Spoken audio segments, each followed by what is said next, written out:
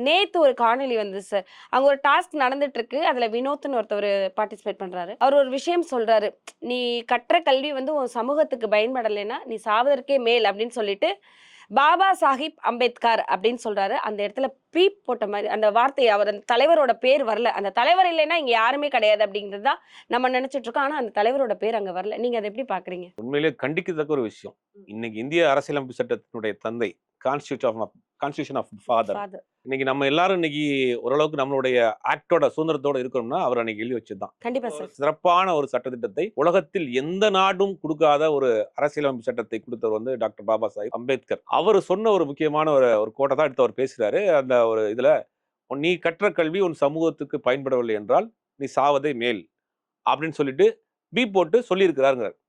அப்ப டாக்டர் பாபா சாஹிப் அம்பேத்கர்ங்கிற பேரை பயன்படுத்துவதற்கு உங்களுக்கு என்ன என்ன வந்துச்சு? அதான் புரியல சார். அதான் என்ன என்ன என்ன கைட்லைன்ஸ் வச்சிருக்கீங்க? அவரு யாரு அவரு?